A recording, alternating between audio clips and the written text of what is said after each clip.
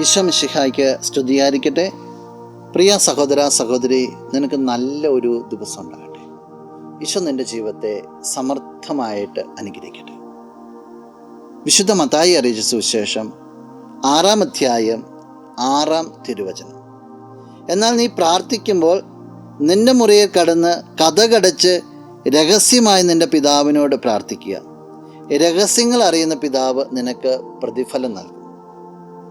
വലിയ വായിൽ ഉച്ചത്തിൽ മറ്റുള്ളവരെ കാണിക്കുന്ന രീതിയിൽ പ്രഹസനമായ പ്രാർത്ഥനയിൽ നിന്ന് വ്യത്യസ്തമായിട്ട് ഈശോ പറയുകയാണ്, നീ കതകടച്ച് രഹസ്യമായിട്ട് പ്രാർത്ഥിക്കുക. നിന്റെ പിതാവ് അത് കേൾക്കട്ടെ.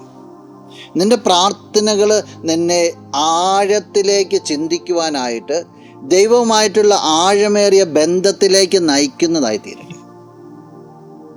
മറ്റുള്ളവരെ കാണിക്കാൻ വേണ്ടി പ്രാർത്ഥിച്ചാലും, മറ്റുള്ളവരെ കാണിക്കാൻ വേണ്ടി ഉപവസിച്ചാലും, മറ്റുള്ളവരെ കാണിക്കാൻ വേണ്ടി ദാനധർമ്മം നടത്തിയാലും ഒരു പ്രതിഫലവും ഇല്ലാന്ന് ഈശോ പറയുന്നുണ്ട്.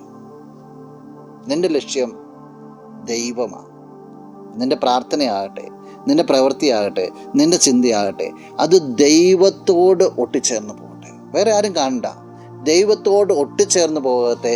രഹസ്യങ്ങൾ അറിയുന്ന പിതാവ് നിനക്ക് പ്രതിഫലം നൽകും. നമുക്ക് പ്രാർത്ഥിക്കാം. കണ്ണുകൾ അടച്ചൊന്ന് കരങ്ങൾ കൂപ്പി.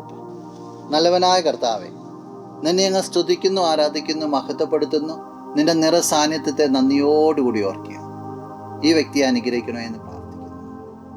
നിന്നോട് രഹസ്യത്തെ പ്രാർത്ഥിക്കുവാനായിട്ട്, എല്ലാ കാര്യങ്ങളും നിന്നിലേക്ക് മാത്രം ഫോക്കസ് ചെയ്തുകൊണ്ട് ചെയ്യുവാനായിട്ട് ഈ വ്യക്തിയെ നീ അനുഗ്രഹിക്കണം.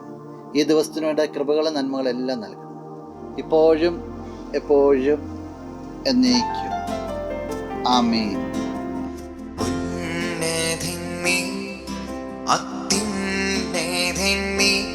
അങ്ങേ പോലൊരു ദൈവമില്ല,